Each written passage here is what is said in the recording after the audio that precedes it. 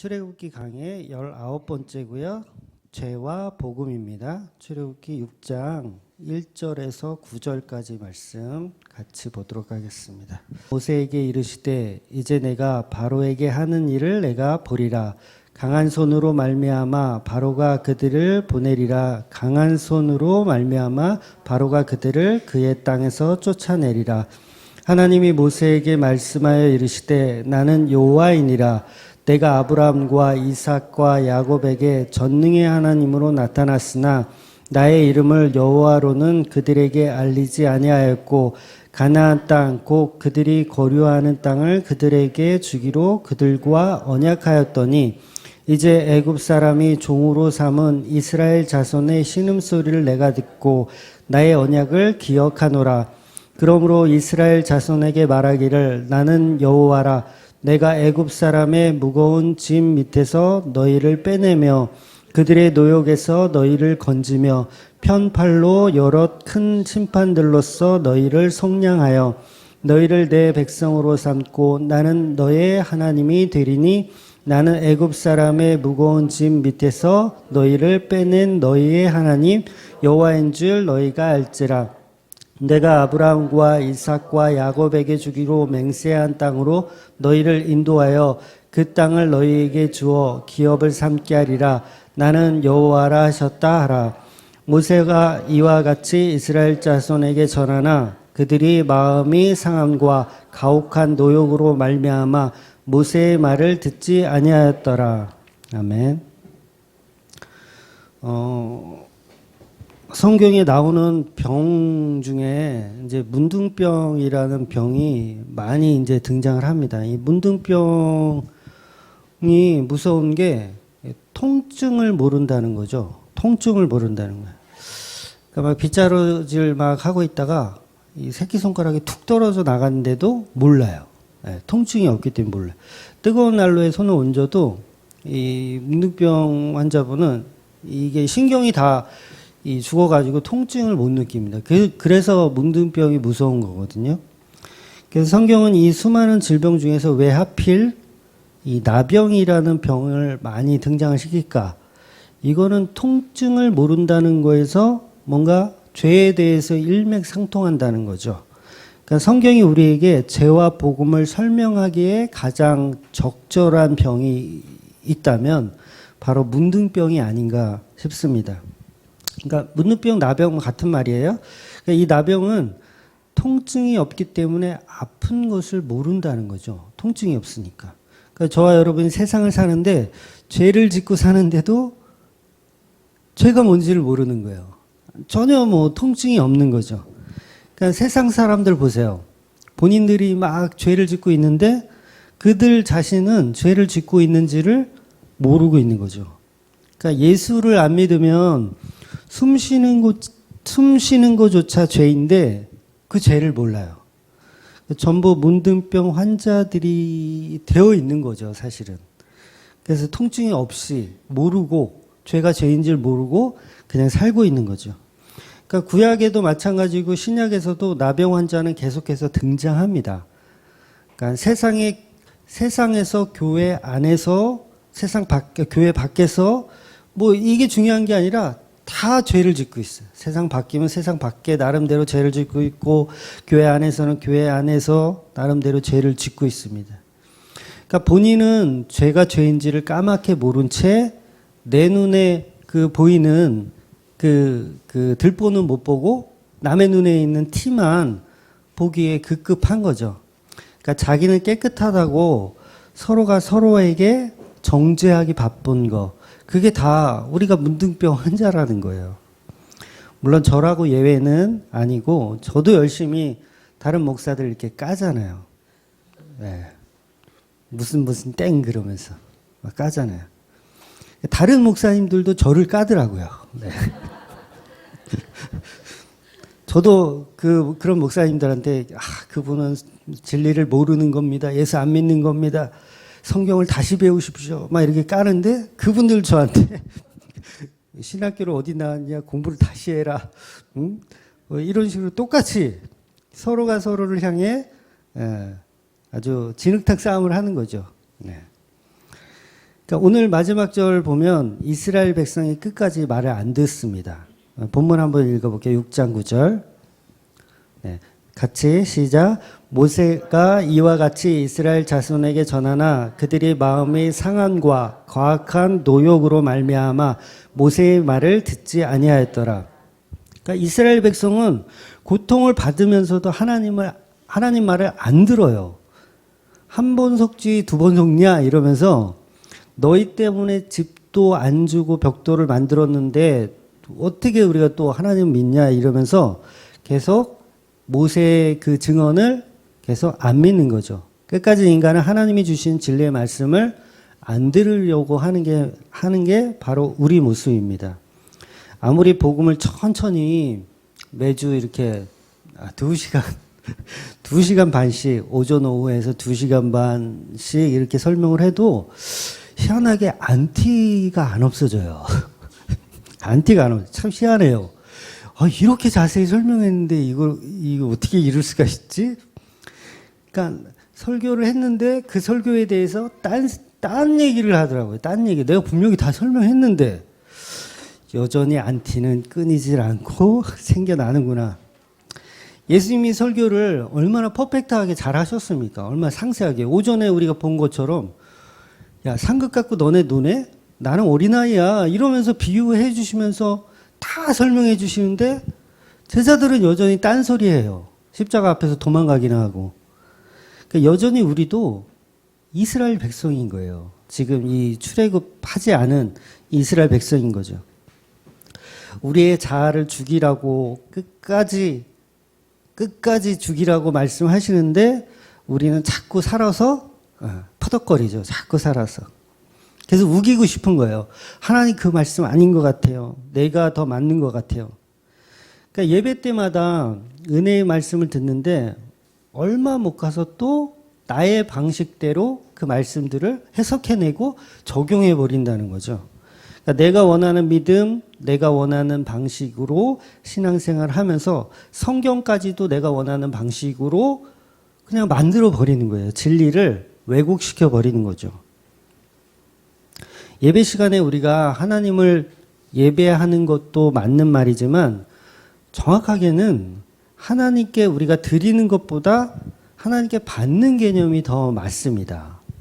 물론 두 가지 다 기능이 있지만 더 강한 건 우리가 하나님께 받는 게 사실은 더 강한 거예요. 그러니까 하나님이 모으셨잖아요. 우리를 모아서 우리한테 뭔가 주기를 원하는 거예요. 그러니까 너네들 모였으니 너네가 나한테 뭘 좀 해. 이런 개념보다도 내가 모아놨으니 너네는 이제 들으라. 내가 너희들을 왜 모이게 했는지 들으라. 이게 사실은 예배예요. 그러니까 예배는 하나님으로부터 받는 겁니다. 하나님부터 무엇을 받는 거. 뭘 받아요? 말씀을 받고 긍휼을 받고 사랑을 받는 게 맞습니다. 그러니까 제가 사랑받게 태어난 사람 이 말이 틀렸다는 말이 아니에요. 제가 요즘 그거를 강조해서 말씀드렸는데 그냥 교인에게는 그냥 예수를 안 믿는 그냥 교인에게는 사랑받는다는 말이 틀린 말이지만 성도에게는 맞는 말이에요. 하나님의 사랑받는 존재가 성도예요. 근데 그 말이 틀렸다는 게 아니라 그것만 강조하면 반쪽짜리 복음이다. 요거를 제가 설명드린 거예요. 근데 그 사랑은 반드시 죄인에게만 온다는 거예요. 죄인에게만. 이게 정말 중요한 겁니다. 그러니까 하나님의 사랑은 아무한테나 가는 게 아니고 죄인에게만 가는 거예요. 죄인에게만. 그러니까 성령님이 제일 먼저 우리에게 너가 죄인임을 깨닫게 해주시는 거잖아요. 그게 복음의 시작인 거예요. 그러니까 죄인에게만 가요. 죄인에게만. 그래서 반드시 저와 여러분은 죄인임을 인정하셔야 되는 거예요. 죄인도 아니면서 어떻게 사랑을 받아요? 사랑 못 받아요. 사랑이 와도 사랑인지 몰라요. 의인이라고 생각하는 바리새인은 뭐예요? 하나님의 사랑이 와도 몰라요. 하나님의 사랑이 정말 말씀이 육신되어 우리 가운데 왔는데도 몰라요. 그러니까 바리새인들은 그냥 독사의 자식이라는 저주만 받을 뿐이지 그들에게는 하나님의 사랑이 부어지지 않는 거예요. 그런데 죄인이라고 고백하는 자들, 주님은 저는 죄인입니다. 저를 떠나소서 하는 이들에게만 하나님의 사랑이 들어간다는 거예요. 그거 배우라는 거죠. 그러니까 반드시 죄인이라는 것을 알아야 되는 거죠.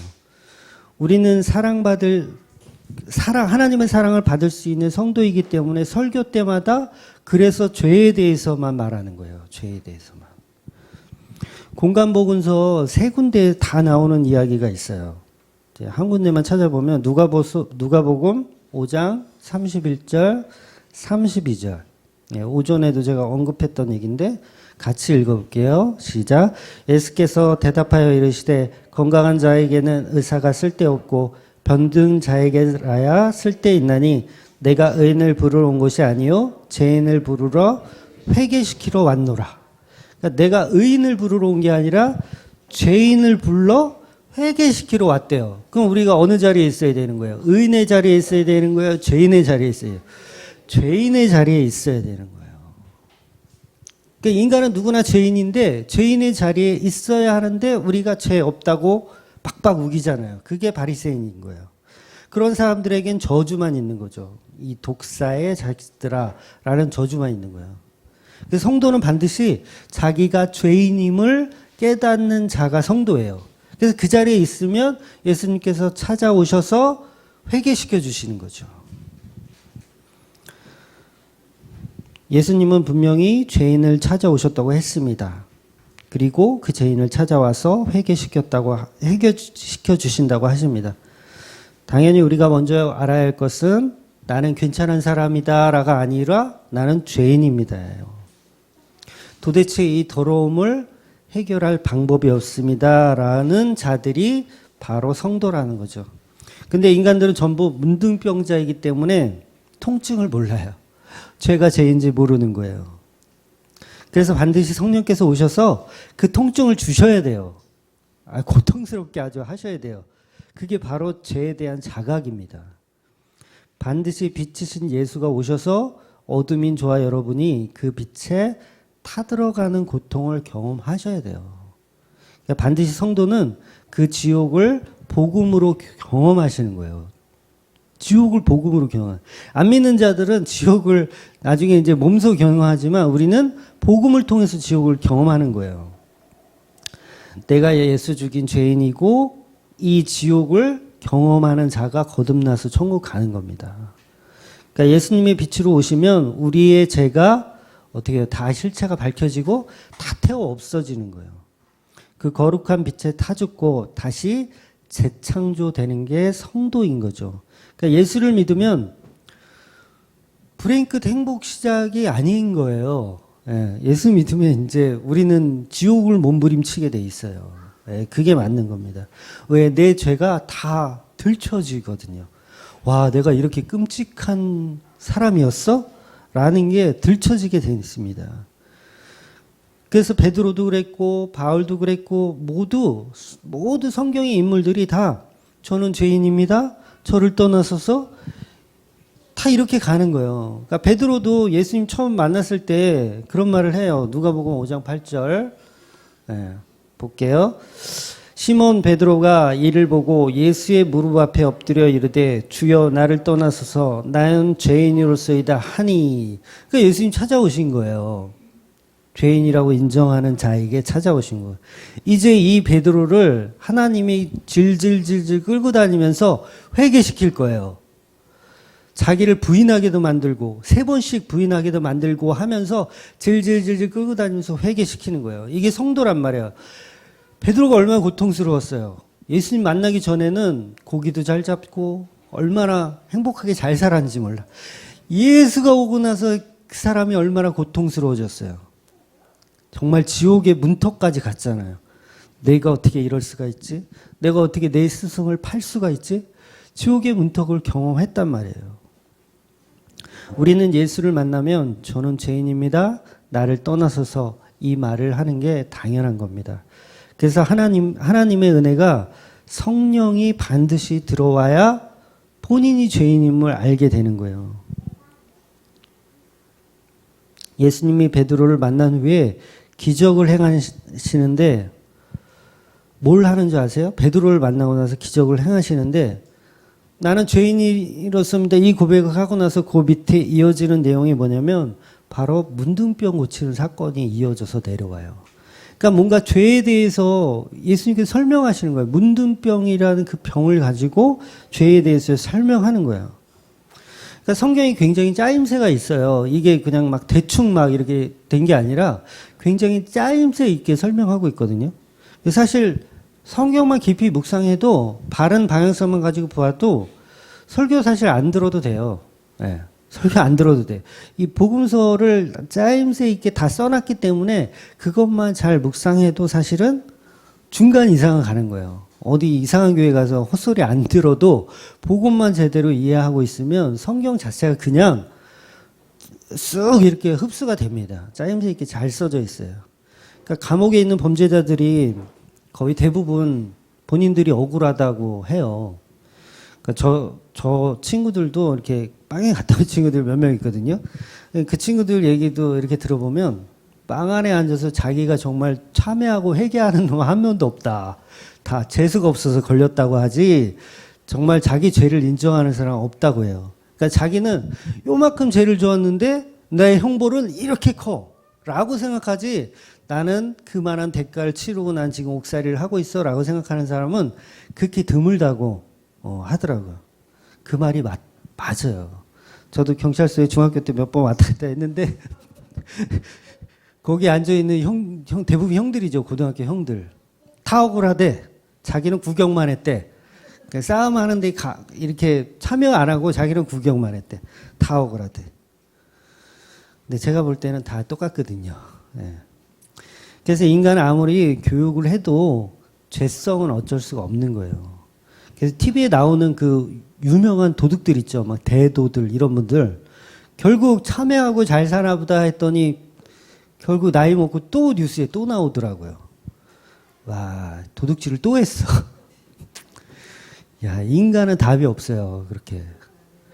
교도소에서 진짜 바른 예수를 믿던가 아니면 사회와 완전히 격리시켜서 못 나오게 해야지. 야, 제가 심하게 말하는 것 같아도 이 인간은 답이 없습니다. 결국은 그러니까 전과만 계속 늘어갈 뿐이죠. 전과 막 7번, 8번, 어휴, 수두룩하더라고요. 결국 안 되는 거예요. 교도소 가서 오히려 어떻게 하면 안 걸리는지, 어떻게 하면 범죄를 하고 나서 안 잡히는지에 대해서 더 배워가지고 나온다고 하더라고요. 더 배워가지고. 그러니까 성령을 받으면 제일 먼저 자기가 죄인임을 깨닫는 게 맞습니다. 그래서 예배 때마다 죄인임을 폭로 당하시는 게 여러분이 예배를 잘 드리고 계신 거예요. 그럼에도 불구하고 회개할 수 있는 기회를 십자가를 통해서 주시는 예수님을 우리가 찬양할 수밖에 없는 거죠. 그래서 우리가 예배 때마다 죄를 회개하고 찬양하는 게 맞아요. 사실은 제가 오전 예배 때 찬양을 먼저 하잖아요. 한 20분에서 30분 찬양을 하고 그 다음에 말씀을 듣잖아요. 근데 이건 사실 인간적인 배려예요. 네, 인간적인 배려예요. 늦게 오시는 분들을 위한 배려예요, 사실은. 이 한국 교회는 원래 준비 찬양이라는 개념이 있어가지고 이 준비 찬양이라는 개념이 이게 정말 나쁜 거거든요. 근데 여전히 우리는 어쩔 수가 없어요. 인간이다 보니까 시간 끄는 용으로 찬양하는 거예요. 예. 그러니까 이게 완전 잘못된 거예요. 제가 이게 맞다라는 게 아니라 완전 잘못된 거예요. 그러니까 원래는 말씀을 먼저 선포를 하고요. 설교를 먼저 하고 그 다음에 찬양을 한 20분, 30분 하는 게 그게 원래는 맞아요. 예배학적으로 보면 그게 맞습니다. 근데 왜 그렇게 하냐면 차 막히고 늦게 오시는 분 계시니까 배려해 주는 거예요. 배려해서. 말씀이 사실 더 중요하니까 배려해 드리는 거예요. 그래서 예배는 하나님께 드리고 받고 이런 교제가 필요한 거예요. 그래서 특성도 제가 성경 봉독을 먼저 하고 그 다음에 특성 듣잖아요. 이게 다 이유가 있는 거예요. 순서가 말씀이 먼저 선포되고 그 다음에 찬양을 하는 게 맞습니다. 그리고 대표기도도 우리 대표기도 이제 다 없앴잖아요. 없앴는데 그게 예배학적으로 맞아요. 원래 대표기도는 담임 목사가 하는 게 맞아요. 그러니까 목양기도라고 해서 그러니까 그 양을 치는 개 개. 뭔지 아시죠? 양을 치는 개가 대표로 목자한테 기도하는 거예요. 그러니까 양이 기도하는 게 아니라 양을 치는 개가 대표 기도가 뭐예요? 대표 기도잖아요. 대표로 기도하는. 그래서 원래는 담임 목사가 기도하는 게 맞습니다. 그래서 그거 왜 담임 목사 너만 잘났냐? 우리 장로들은 뭔데? 그래가지고 하게 된 게 한국교회 장로들이 돌아가면서 이렇게 대표 기도 하는 문화가 있는 거거든요. 원래는 목양 기도라 그래서 담임 목사가 하는 게 맞아요. 네. 시비 걸지 마세요. 네. 아무튼 그래서 죄에 대한 이야기를 하다가 제가 찬양까지 이렇게 설명을 드렸는데, 그래서 죄에 대하여 예배 때마다 아무리 강조해도 지나치지 않습니다. 그러니까 사랑에 대해서는 사실 강조할 필요가 없어요. 물론 사랑도 중요하지만 사랑에 대해서는 강조할 필요가 없고, 죄에 대한 비중을 많이 설명드리면 사랑은 그냥 따라오는 거예요. 그냥 따라오는 거. 그러니까 성경도 비중해 보면, 성경의 전체 66권을 보면 하나님 너희를 사랑한다라는 내용보다 죄에 대한 내용이 거의 대부분이에요. 죄에 대한. 범죄하고 또 하나님 용서하시고 타락하고 또 지 마음대로 가고 또 하나님 용서하시고, 이게 계속 반복되는데 죄의 부분이 거의 대부분을 차지한다는 거예요. 그러니까 사랑이 필요 없다는 게 아니라 그거는 설명하지 않아도 당연히 따라오는 거라는 거죠. 그래서 하나님의 그 사랑은 우리가 죄를 알고 죄를 인정할 때 우리가 알게 되는 거죠. 그러니까 죄에 대해서만 제대로 알면 그냥 숨 쉬는 것도 감사고 은혜라는 것을 자연스럽게 알게 돼요. 그러니까 죄의 결과라는 게 여러분 뭐예요? 선악과 먹은 인간이 하나님의 명령에 따라 정령 죽어야 돼요. 그러니까 선악과 먹으면 다 죽어야 돼요. 그 선악과 먹고 지가 살겠다고 막 숨을 쉬잖아요, 여러분. 여러분 살겠다고 지금 숨 쉬고 계시죠? 선악과 먹은 것들이 지 살겠다고 숨 쉬고 있으면 그게 죄라는 거예요. 그래서 제가 숨 쉬는 것도 죄라고 설명드리는 거예요. 그러니까 우리는 숨 쉬는 것조차도 죄를 짓고 있는 거예요. 근데 안 죽어. 선악과 먹었는데 안 죽어. 나 살겠다고 숨을 쉬는데도 안 죽어. 그걸 뭐라 그래요? 은혜라고 그러는 거예요. 그걸 은혜라고. 선악과 먹은 죄인인데 숨을 쉬고 사는데 안 죽네? 아벨을 때려 죽인 놈인데 살아있네? 왜 이런 은혜가 내게 있지? 그쪽으로 가는 게 하나님을 찬양하는 거예요. 그게 십자가를 아는 성도죠. 그게. 아, 십자가의 사랑이 이런 거구나. 나는 죄인인데 숨 쉬는 것조차 죄인데 그 십자가 때문에 내가 지금 살아있구나. 그래서 설교는 사랑받는 존재라는 설명을 하지 않아도 어차피 천국에 가면 명확해지잖아요. 천국 가서 사랑 다 받으세요. 네? 명확해져요. 믿음 소망은 없어져요. 믿음 소망 없어져요. 천국 가면 사랑만 남습니다. 그 중에 제일은 사랑이라.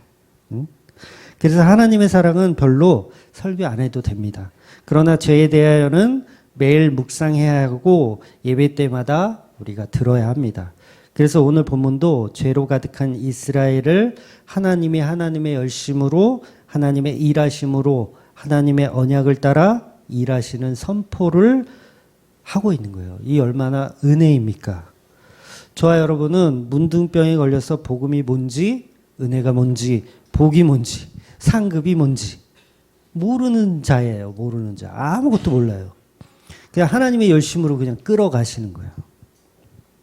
우리는 계속 불평, 불만만 내놓는데 하나님은 그 언약을 따라 끌어가시는 겁니다. 반드시 출애굽해내겠다고 끌어가시는 거예요. 죄로 가득한 저와 여러분이 하나님의 은혜로 구원하시는 겁니다. 오늘 본문이 그 말씀이에요.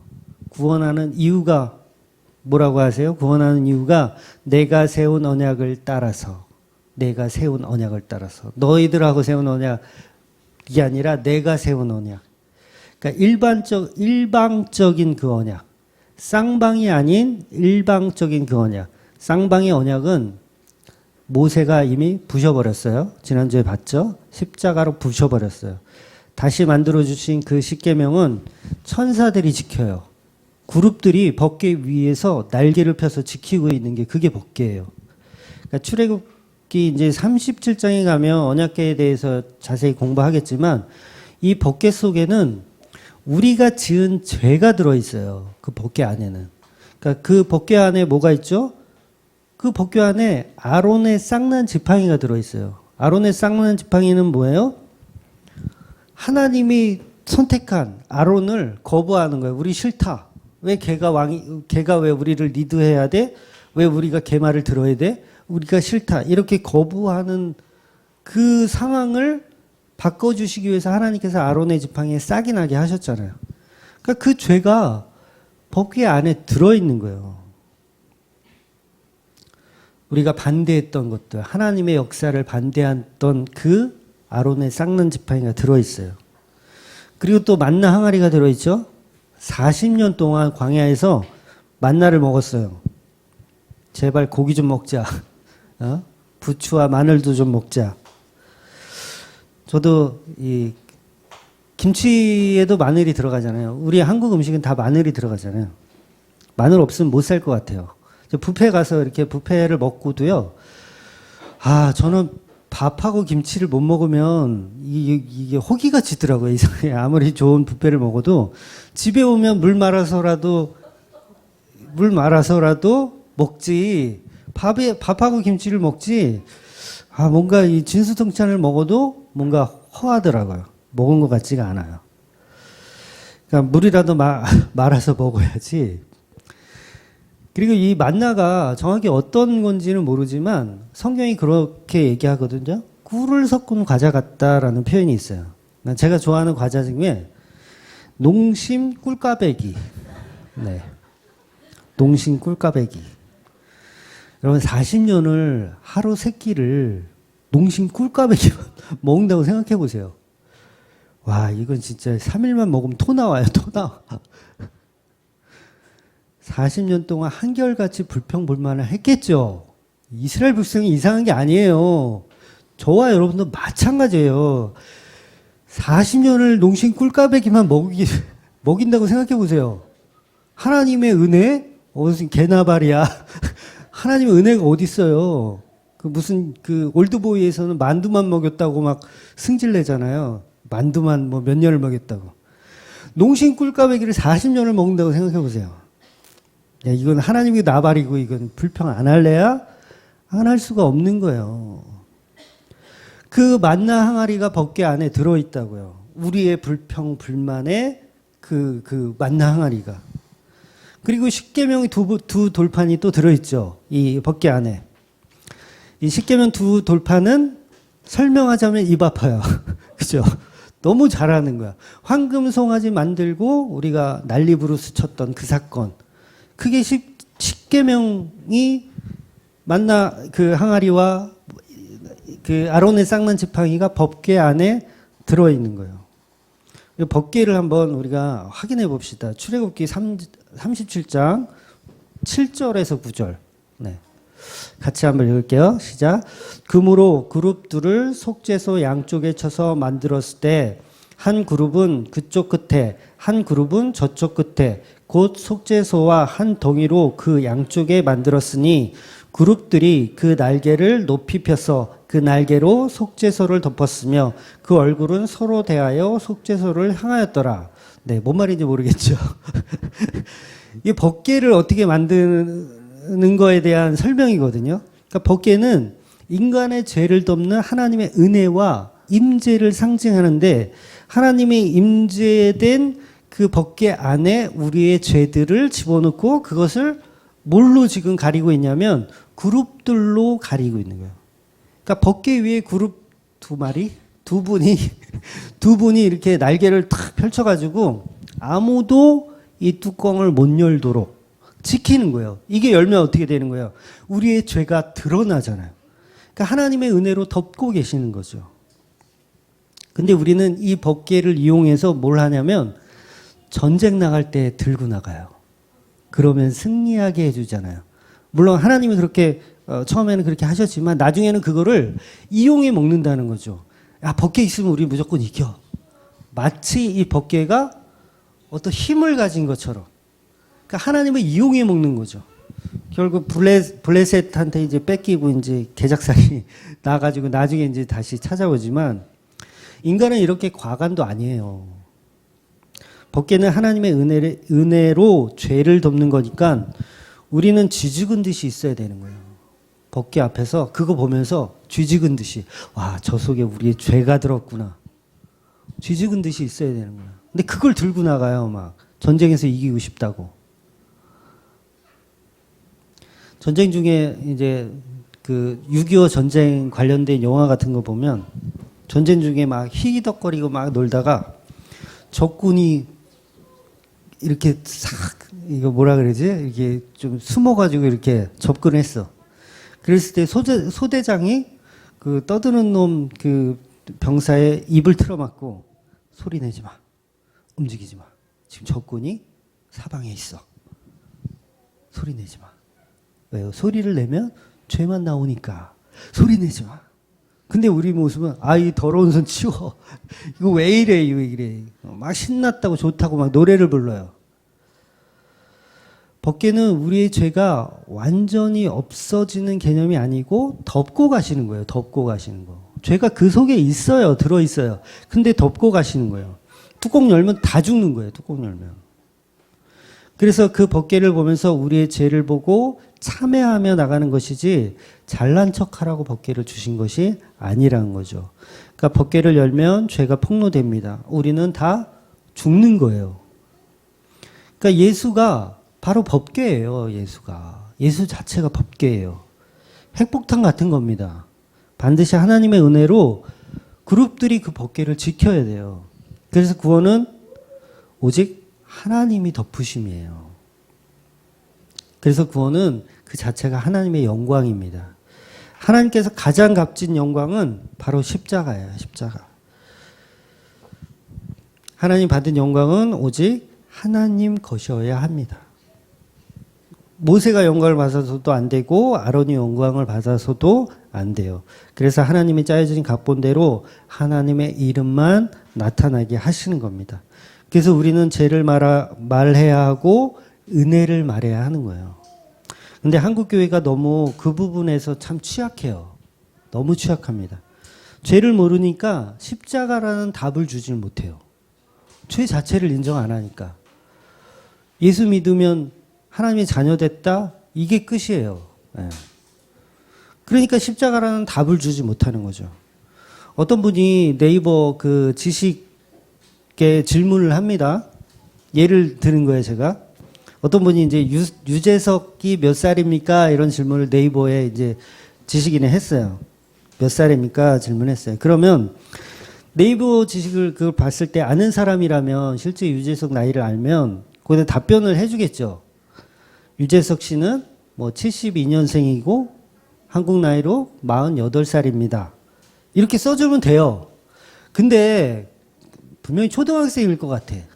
뭔가 좀 아는 척하고 싶고 뭔가 좀 써주고 싶은 그 안달난 초등학생이 거기다 뭐라고 쓰냐면 이런 질문은 인터넷에 올려서 물어보시면 금방 알 수 있습니다. 이렇게 답변을 해주는 거예요. 웃지도 않네.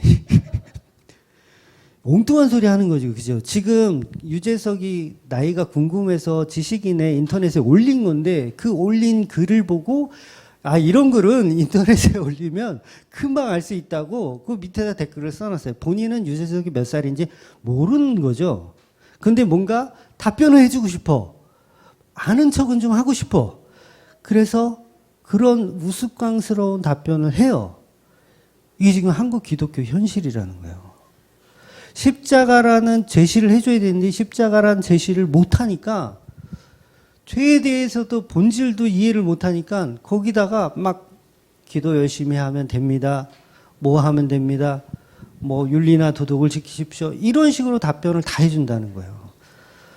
완전 초등학생이죠. 엉터리라는 거죠. 답은 십자가인데 그거를 설명해 주지 못하는 거예요. 그러니까 복음을 모르는 거죠. 교회가 지금 이렇게 웃지 못할 코미디를 하고 있습니다. 목사들이 전부 동문서답을 하고 있어요. 죄에 대해서 물어보면 십자가에 대해서 정의를 제대로 해주지를 못합니다. 그러니까 죄에 대해서 질문하면 전부 윤리나 도덕으로 설명해줘요. 교회 다니는 사람은 착해야 된다. 도둑질하면 안 된다. 남을 시기하면 안 된다. 질투하면 안 된다. 그게 뭐예요? 다 초등학생 수준인 거예요. 십자가를 설명 안 해줘요. 십자가를. 지식인에다 대고 이런 글은 인터넷에 올리시면 금방 알 수 있습니다. 이걸 답이라고 해주는 거예요. 똑같은 거죠. 답변이 틀린 건 아니잖아요. 맞는 말 했잖아요. 초등학생도. 인터넷에 올리면 금방 알 수 있습니다. 틀린 말 아니에요. 맞는 말을 한 거예요.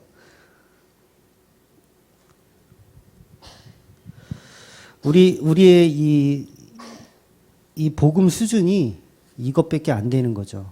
아무리 한국 기독교 역사가 100여 년이 넘었어도 여전히 우리는 수준이 안 되는 겁니다. 십자가를 바로 믿지 않고 복음을 제대로 알지 못하는 거예요. 이 시대는요, 이 설교를 통해서 머리가 너무 커져 있어요. 지식으로 그냥 가득합니다. 모르는 게 없어요.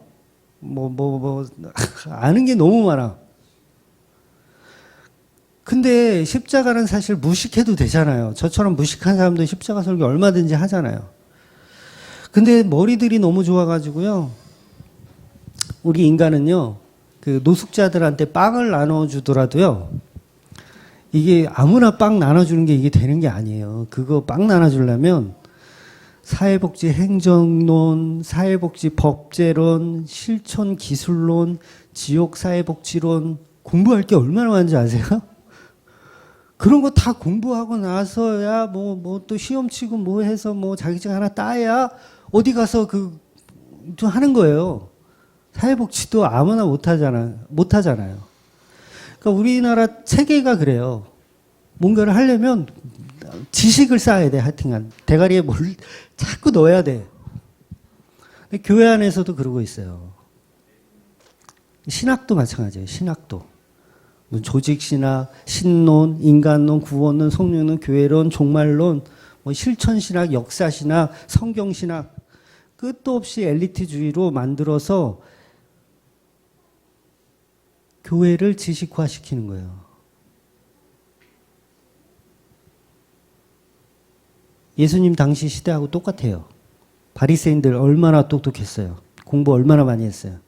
맨날 성경 달달달달 외우고. 근데 예수님이 어디 신학교 나왔냐고 물어보면 예수님이 머리 긁적긁적 하실 거 아니에요.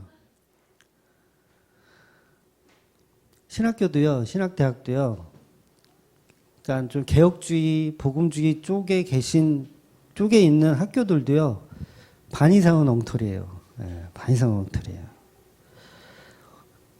개혁주의, 복음주의 아닌 쪽은 더 심하고, 거기는 그냥 거의 90% 이상이 다 엉터리고, 그러니까 어떤 분이 그 카페에다가 교단 어디냐고 질문하신 분이 있어요. 제가 봤을 때는 아드님이 신학대학을 다니는데 이제 대학원 진학하면 어느 교단에 가야 되느냐, 목사님하고 같은 교단 가고 싶다, 그런 뉘앙스로 이렇게 질문하신 것 같은데 가라고 추천해 줄 곳이 없어요. 예. 교회도 없잖아요. 누가 전화해서 나 여기 지역이 어딘데 우리 교회 좀 소개시켜 달라 그러면 해줄 데 없잖아요. 그럼 똑같아요. 대학원도 어디를 추천해 주실 데가 없어. 그래서 거기다가 아무 데나 가시라고, 합동이든 통합이든 백석이든 아무 데나 가시라고, 전혀 의미 없다고. 그렇게 제가 답변 드렸는데, 결국은 지식 쌓기예요. 지식 쌓기. 그러니까 신학이라는 게 뭐예요? 십자가를 풀어서 설명해 줘야 되는 건데, 그렇게 설명 못 해 준다고요. 신학도 마찬가지고. 점점 이제 더 심하게 까고 있어요.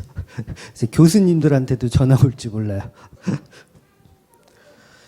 그러니까 우리는 성경을 지식으로 배우는 것이 아니고 말씀을 통해서 오직 예수 그리스도의 십자가 언약으로 발견하셔야 돼요. 결국 바울이 뭐라 그래요? 내가 그렇게 많이 공부하고 많이 배웠는데 이거 써먹을 데가 없더라.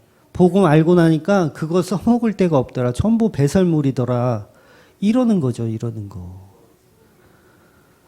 그래서 오히려 저는 뭐 젊은 친구들이 신학교 뭐 어디 이렇게 뭐 추천해 달라고 하면 아무데나 상관없다. 아무데나 가고 졸업 빨리 시켜주고 목사 안수 빨리 주는 대로 무조건 군소신학도 괜찮으니까 그런 데를 차라리 가라고 얘기해요. 예. 시간 버리는 거예요. 오히려 시간 버리니까. 그래서 우리는 지식으로 구원을 받는 게 아니라 십자가의 그 구속에 하나님의 은혜로 받는 겁니다. 거기에는 어떤 지식이 필요 없어요. 그냥 하나님의 은혜, 십자가로 보는, 성경은 십자가로 보는 눈이 필요한 겁니다. 거기에 우리가 자꾸 우리의 지식을 투영하면 투영할수록 자꾸 다른 곳을 보게 돼요. 복음이 아닌 다른 걸 보게 돼요. 그러니까 나는 없고 예수로 살아야 되는데 자꾸 그 안에서 나만 발견하게 돼요. 나만. 나의 모습. 이 죄된 나의 모습이 아니라 훌륭한 나의 모습. 괜찮은 나의 모습. 나 좀 지식 많은 나의 모습. 똑똑한 나의 모습. 이것만 본다는 거죠. 그러니까 어리석은 지금 이스라엘 백성들하고 똑같은 거예요. 자기들은 이게 지금 옳다라고 생각하거든요. 나는 이 애굽에서 이렇게 종살이 하면서 그냥 이렇게 사는 게 나는 좋아라고 생각하는 거예요. 그걸 나름대로 지식이라고 생각하는 거죠. 근데 얼마나 어리석어요. 광야로 가는 게 얼마나 어리석어요. 다 버리고 거기 가면 소용이 없잖아요. 뭐가 여기서 있었던 돈을 가져가면 그 광야에 써먹을 거예요? 돈도 써먹을 게 없어. 지식? 거기 가면 뭘 어떻게 써먹을 거예요? 광야에서 뭐 농사 지을 거예요? 지식도 필요가 없어. 거기가 하나님 나라라는 거죠. 오직 십자가로 구원받는 곳, 오직 십자가를 알아가는 곳. 그게 하나님 나라입니다. 그래서 저와 여러분은 반드시 예배를 통해서 죄를 확인하시고 아, 내가 문둥병자였구나. 하나님의 진리의 말씀이 개입되면 아, 주님께서 그 음성으로 나를 회개시키고 나를 하나님의 백성으로 이끌어 가신다. 이것을 깨달으셔야 돼요. 그래서 죄와 복음은 항상 같이 존재해야 됩니다. 평생 가야 돼요, 이건. 평생. 그냥, 아, 나 죄 회개했으니까 이제 난 끝이야. 이게 아니고, 이건 구원파예요. 계속해서 날마다 죄를 확인하시고 가셔야 돼요. 그래서 사도 바울이 죽는 날, 그렇잖아요. 내가 죄인 중에 괴수다. 라고 고백했잖아요. 우리 마찬가지예요. 우리 문둥병자인 거를 아셔야 돼요. 그래서 자꾸 교회에서도 자꾸 뭔가 이렇게 막 이렇게 하면 안 돼. 내가 좀 이렇게 잘난 척을 하면 안 돼. 문둥병자니까. 문둥병자예요. 괜찮아요, 여러분. 다 후졌어요. 괜찮아요. 제가 볼 때 다 문둥병자예요. 저도 문둥병자고요. 그러니까 실수하잖아요, 우리가 막. 저거 쟨데? 저거 쟨데?